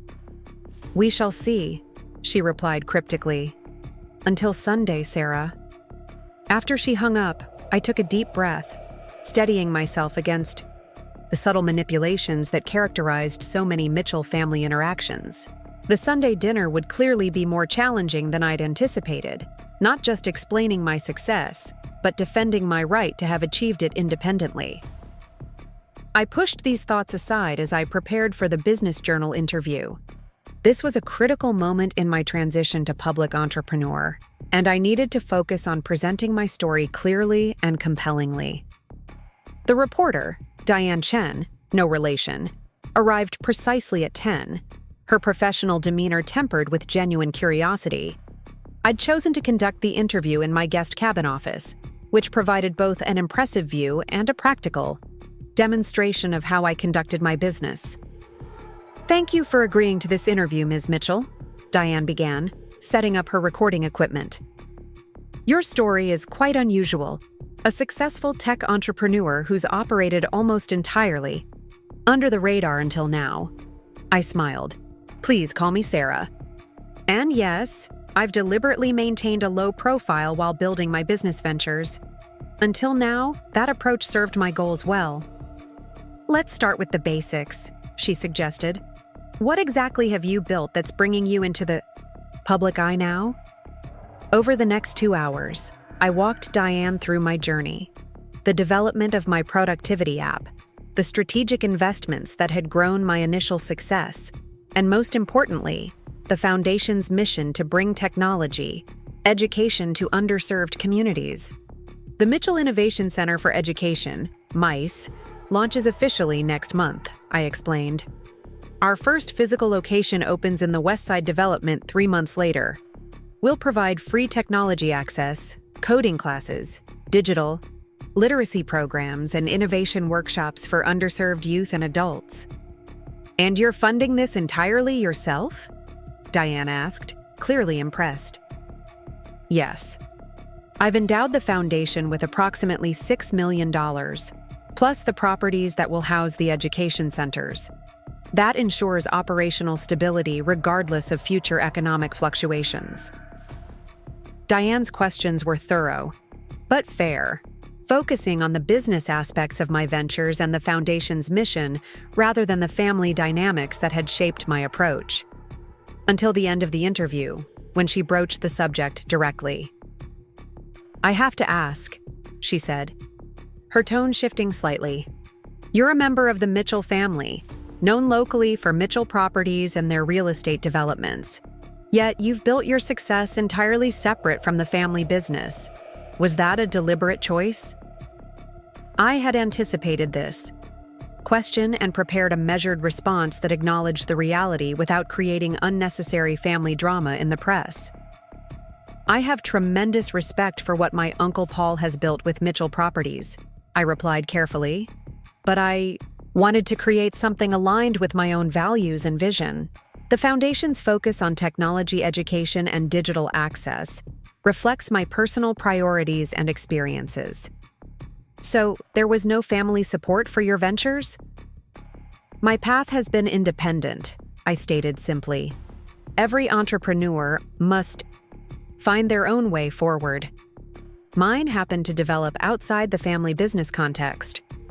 Diane seemed to recognize my diplomatic boundaries and didn't press further on the family angle. As the interview concluded, she thanked me for my candor. "This is a fascinating story, Sarah.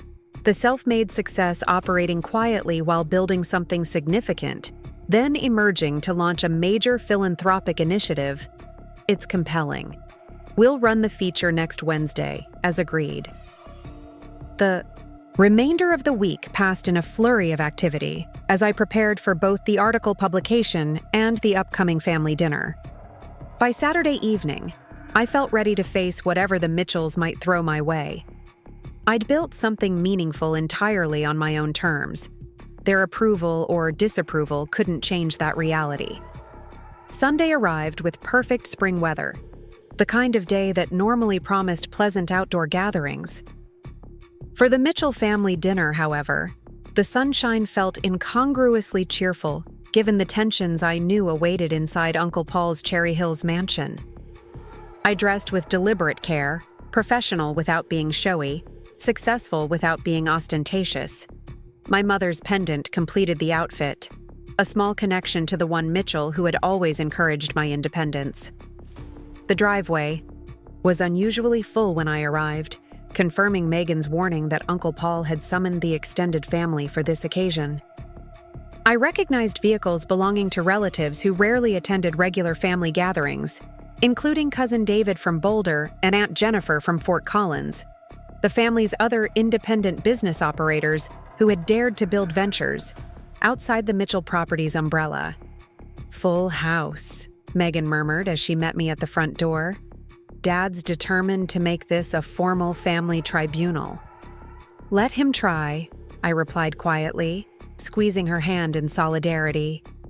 "What I've built stands on its own merits, regardless of family approval." The usual pre-dinner socializing was underway in the formal living room, but a hush fell as we entered. All eyes turned our way, expressions ranging from curiosity to skepticism to outright disapproval. Uncle Paul approached first, playing the role of gracious host despite the clear tension. "Sarah, right on time. Can I get you a drink?" "Just sparkling water, thanks," I replied, scanning the room and noting the strategic positioning of family members. Grandma Evelyn occupied the central armchair like a monarch holding court.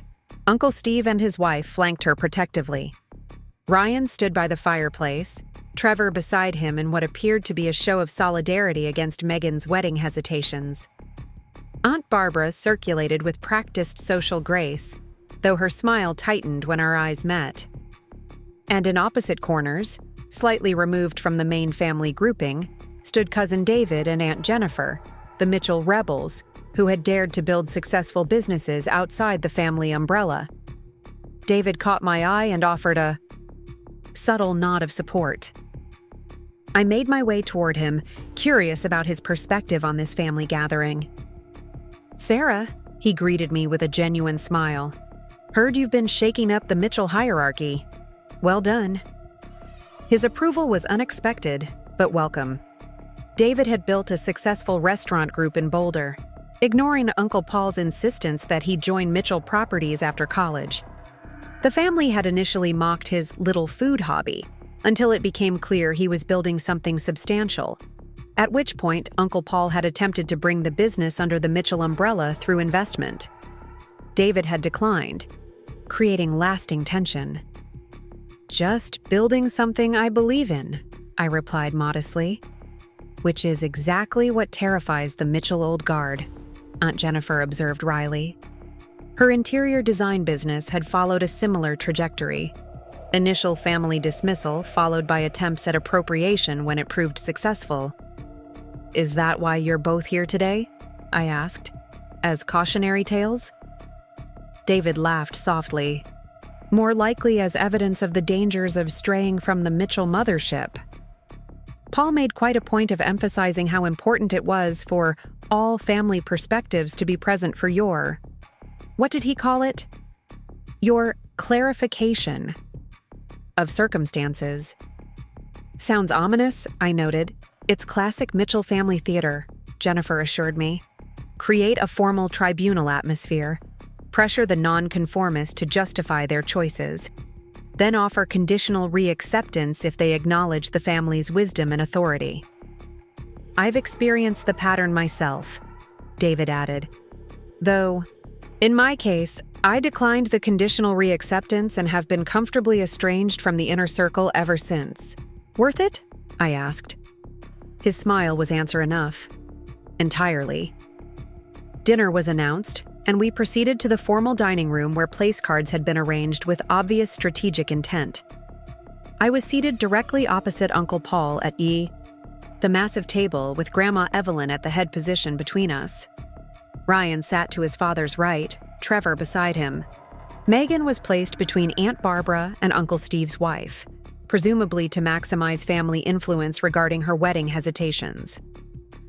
Cousin David and Aunt Jennifer were seated at the far end of the table, their physical positioning a clear statement about their place in the family hierarchy. The first course was served in tense silence, everyone waiting for Uncle Paul to initiate the proceedings. He did so after everyone had been served, setting down his fork and addressing the table with practiced authority. I've asked the family to gather today because we have some important matters to discuss regarding Sarah's situation. He turned his gaze to me. Sarah has recently made some claims about her professional activities and financial status that require clarification for the family's benefit. And so it began, exactly as Jennifer had predicted. The formal tribunal atmosphere, the positioning of my success as something requiring explanation and justification. Not claims, Uncle Paul, I corrected gently. Facts. Facts that will become public knowledge this week when the Denver Business Journal publishes their feature on the foundation. Yes, this foundation, Grandma Evelyn interjected, using the Mitchell name for a venture none of us were consulted about or involved in. The Mitchell Innovation Center for Education, I confirmed, a nonprofit dedicated to providing technology education and digital access to underserved communities.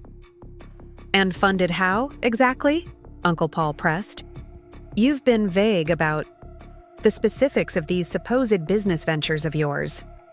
I took a sip of water, maintaining my composure despite the deliberate skepticism in his tone. The foundation is endowed with approximately $6 million from my personal assets, plus the properties that will house the education centers. A murmur ran around the table at the specific figure, larger than most had anticipated, I suspected. And these personal assets, Ryan interjected, they come from what? Exactly? This app you mentioned? The one no one can find any record of you developing or owning? Product Tech is the app's commercial name, I replied calmly. It's owned by Horizon Innovations, which is owned by Mitchell Ventures LLC, which is owned by me. The corporate structure was deliberately designed for privacy and tax efficiency. As the questioning continued, I maintained my composure, answering factually without defensiveness. I had nothing to prove. My success existed regardless of their recognition or approval. The foundation would launch, the education centers would open, and my business ventures would continue to thrive whether the Mitchell family embraced these developments or not. By dessert, the tone had shifted subtly. The initial skepticism had given way to a reluctant recognition that my claimed success appeared to be genuine. Uncle Paul had pivoted to suggesting ways Mitchell Properties might partner with, or provide guidance to, my foundation. Thinly veiled attempts to bring my independent venture under family control. I appreciate the interest, I responded. Diplomatically, but the foundation's direction and governance are already established. What I would welcome is the family's support of its educational mission, should you find it aligned with your own philanthropic priorities. The distinction was clear: support as equals rather than supervision as authorities. Uncle Paul's expression tightened at the implicit rejection of his attempted control, but before he could respond, Megan made her own announcement. While we're discussing family developments, she said with unexpected firmness, I want to share that I'm postponing my wedding to Trevor. I need time to reconsider my personal and professional priorities. The table erupted in reactions. Uncle Paul's face darkened with alarm. Aunt Barbara gasped dramatically. And Trevor himself stood abruptly, muttering something about taking air before exiting the dining room. Ryan watched his friend leave with a conflicted expression, torn between family loyalty and friendship allegiance. Grandma Evelyn, however, simply studied Megan with new interest before turning her penetrating gaze on me. The calculation was evident in her expression. Two Mitchell women suddenly challenging family expectations in the same time frame suggested a connection she hadn't previously considered. "Perhaps we should continue this discussion in the living room," she suggested, effectively closing the formal dinner portion of the evening. "There seems to be quite a bit of recalibration occurring within the family." As we relocated to the living room, the family naturally separated into conversational groups. Uncle Paul followed Trevor outside, presumably to damage control the business relationship with Trevor's father. Aunt Barbara corralled Megan, her urgent whispers suggesting she was attempting to talk sense into her niece about the wedding postponement. I found myself approached by Grandma Evelyn, who gestured to a quiet corner away from the others. "Your mother was similarly independent-minded," she observed without preamble, determined to find her own path rather than the one laid out for her. The comparison caught me by surprise. "I've always hoped I inherited some of her spirit." "You have more than some," Grandma Evelyn replied with unexpected candor. "Though your methods are more strategic than hers were. She confronted family expectations directly. You simply worked around them until you'd built something too substantial to be dismissed." Her insight was remarkably accurate. "Different approaches for different circumstances," I acknowledged. "Indeed." She studied me with the sharp assessment that had intimidated generations of Mitchells. "This foundation of yours, what do you actually hope to accomplish with it?" It wasn't the question I'd expected. "Digital literacy is rapidly becoming essential for economic opportunity," I explained. "Yet access to technology education remains deeply unequal. The foundation aims to narrow that gap, particularly for underserved communities." Grandma Evelyn nodded slowly. "Your mother would have approved. She always believed education was the most valuable inheritance one could provide." Coming from her, this was extraordinary validation. Not of my business success necessarily, but of the purpose to which I was directing it. "Thank you for saying that," I replied sincerely. A small enigmatic smile crossed her face. "This family evolves despite itself, generation by generation. Paul believes firm direction maintains the Mitchell legacy. I've come to wonder if perhaps independent thinking might be the actual Mitchell inheritance worth preserving." With that surprisingly philosophical observation, she patted my arm and moved away to join another conversation group, leaving me to contemplate this unexpected glimpse of potential support from the family matriarch. 4 weeks later, I stood at the podium during the Foundation's official launch event, looking out at the assembled guests, media representatives, and community partners. The Education Center construction was progressing ahead of schedule. Corporate partnerships had been carefully evaluated, and 3 strategic alignments selected to accelerate our expansion plans. Applications for our programs had far exceeded capacity, confirming the critical need we were addressing.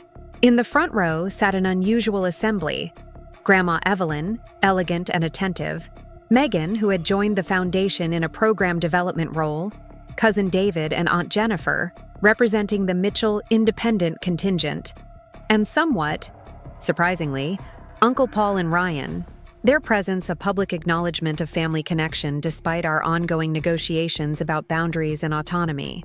The Mitchell Innovation Center for Education represents both a culmination and a beginning, I stated, opening my prepared remarks.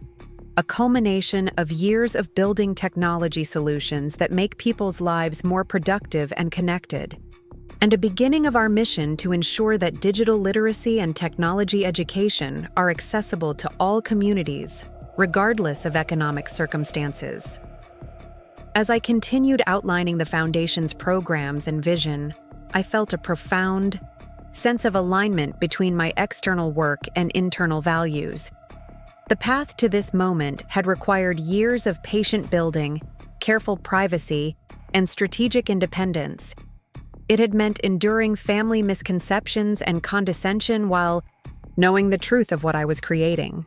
It had demanded the courage to eventually step into the public eye on my own terms, regardless of family expectations or reactions.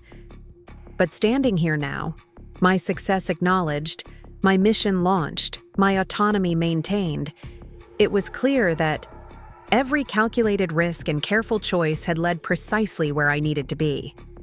The path forward wouldn't be without challenges. Uncle Paul still occasionally attempted to reframe my success as somehow connected to Mitchell Properties' mentorship. Ryan vacillated between genuine respect for what I'd built and lingering resentment that I'd built it outside family channels. But these tensions were manageable now that I no longer needed to hide my achievements or pretend to consider their condescending opportunities. Most significantly, my emergence from the shadows had catalyzed changes beyond my own relationship with the family. Megan had not only postponed, but ultimately canceled her engagement to Trevor, choosing instead to pursue work aligned with her actual values and interests. Other cousins had begun questioning family expectations that had previously seemed immutable. Even Grandma Evelyn had made a substantial personal donation to the foundation, a public endorsement that carried significant weight both within the family and in the broader community. As the launch event concluded and I circulated among the BI guests, I found myself in a quiet moment with Megan, who had become an unexpected ally in navigating the shifting Mitchell family dynamics. "So," she asked, looking out at the successful event, "was it worth it? All those years of hiding your success, enduring the family condescension, building everything in secret?" I considered the question carefully. Yes, not because secrecy was inherently valuable, but because it allowed me to build exactly what I envisioned, without compromise or external influence. The foundation as it exists today, its mission, its structure, its independence, might not have been possible if I'd pursued a more traditional Mitchell path. Megan nodded thoughtfully. "I'm starting to understand that better.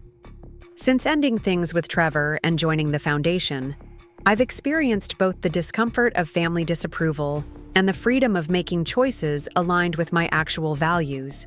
It's simultaneously terrifying and exhilarating. That balance never entirely disappears," I acknowledged, "but it shifts over time. The exhilaration of authenticity eventually outweighs the discomfort of disapproval." We stood in companionable silence for a moment, two Mitchell women at different points on similar journeys toward defining success on our own terms. As I drove home that evening, winding up the familiar mountain roads to my evergreen retreat, I reflected on the extraordinary journey of the past several years. From smiling through family mockery at dinner parties to standing confidently at the foundation launch podium. From hiding my success to owning it publicly. From accommodating Mitchell family expectations to reshaping them through example and persistence. The path hadn't been linear or predictable. It had required strategic patience, calculated risks, and the courage to eventually step fully into the light.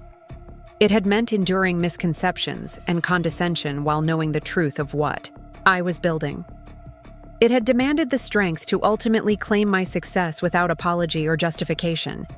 But now, as I pulled into the driveway of the mountain home that represented my hard-won independence, I knew with absolute certainty that every careful choice and patient calculation had been worthwhile. Not just for the material success or professional accomplishments, but for the profound alignment between my external circumstances and internal values. I was Sarah Mitchell, entrepreneur, philanthropist, catalyst for change within my family and community. I had built success on my own terms, revealed it according to my own timeline, and was now directing it toward purposes that reflected my deepest values. The Mitchell family would continue to evolve and adapt around these new realities. Some relationships would deepen into more authentic connection. Others might remain distanced by differing values and priorities. New patterns would emerge to replace the old hierarchies and expectations. But regardless of how those family dynamics unfolded, my path forward was clear and self-determined, rooted in the quiet confidence of someone who had smiled through years of underestimation while methodically building something extraordinary. The silent millionaire was silent no more, and both my family and the world would need to adjust to that reality, one way or another. Up next, you've got two more standout stories right on your screen. If this one hit the mark, you won't want to pass these up. Just click and check them out.